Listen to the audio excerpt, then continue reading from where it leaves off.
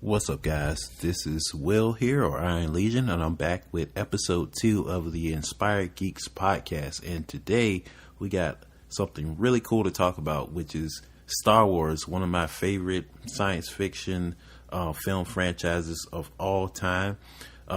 This weekend was actually the Star Wars celebration in Chicago, so a lot of cool news came out about episode 9, which is now called Rise of Skywalker.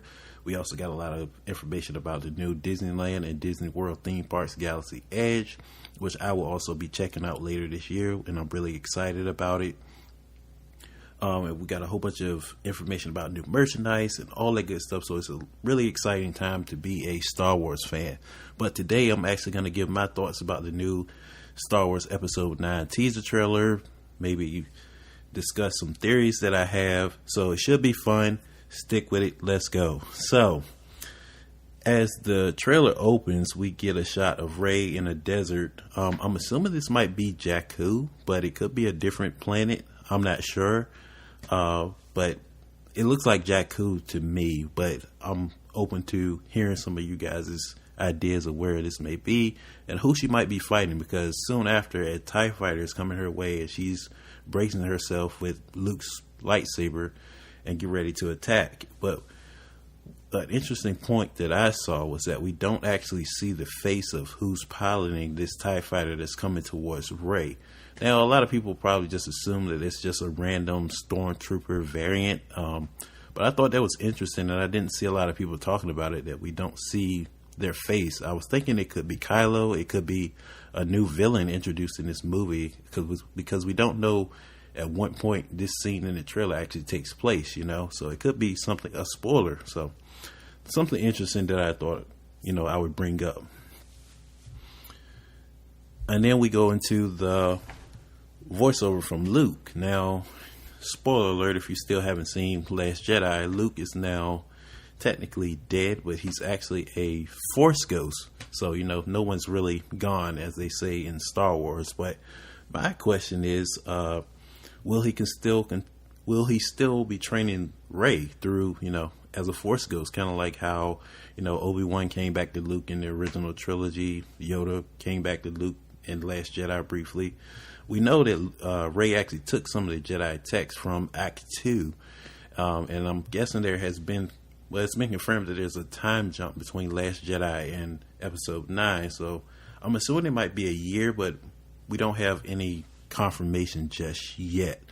But going by what I know about Star Wars lore, and I think there was like a year time jump between Empire Strikes Back and Return of the Jedi. I think that was also about a year. So I think Disney also did that strategically too, because they're probably going to release supplemental material, video games, books, comics, to kind of flesh out that time period between Last Jedi and Episode 9. You know how Disney does. The Star Wars train is going to keep going.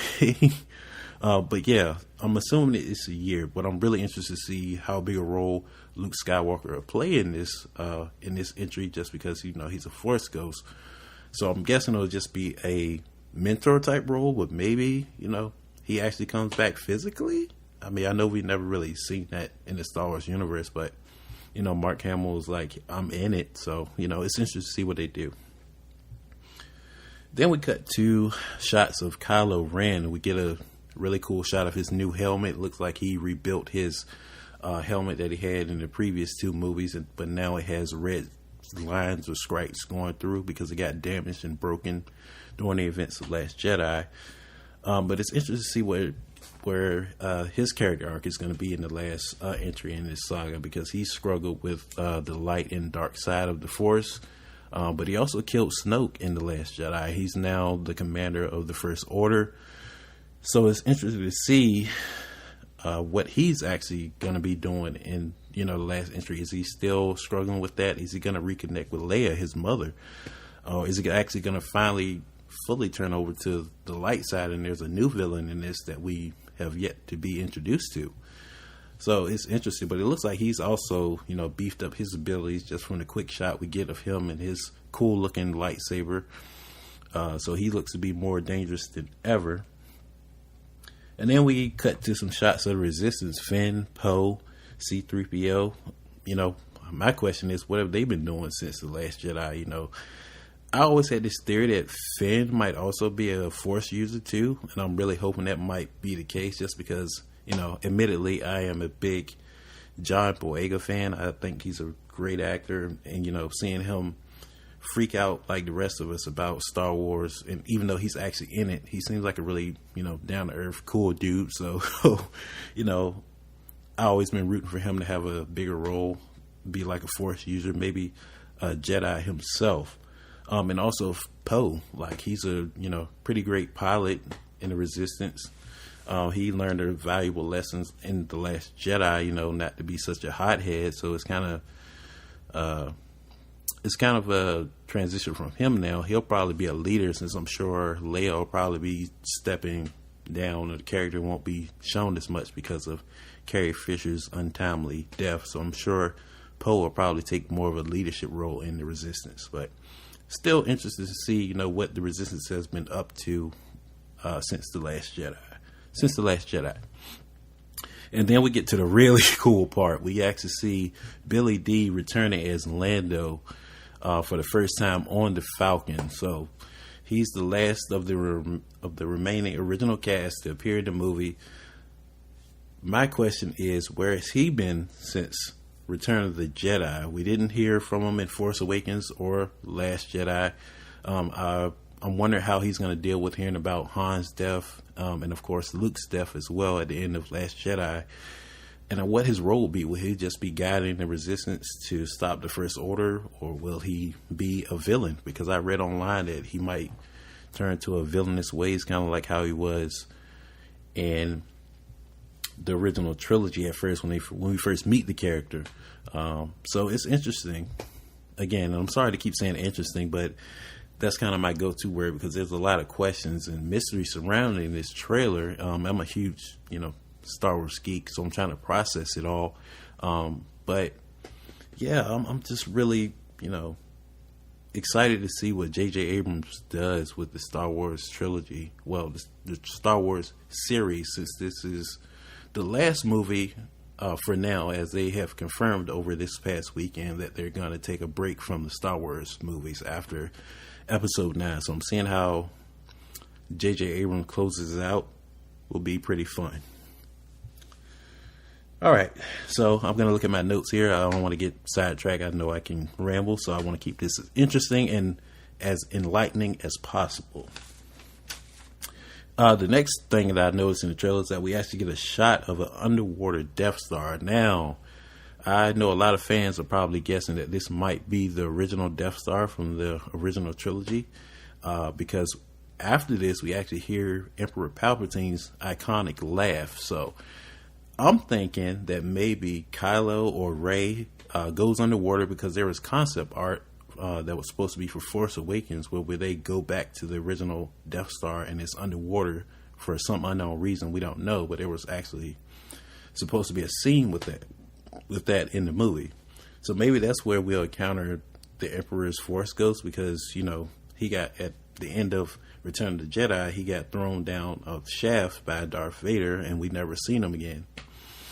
So it'll be interesting to explain how he survived or what he's been doing. My theory is that he's actually been Snoke this whole time, because him and Snoke have such similar character traits that I always thought that maybe the Emperor wasn't really dead and he was manipulating things still all these years later. Behind the scenes, maybe Snoke was just his body that was damaged from, you know, being thrown in the Death Star shaft.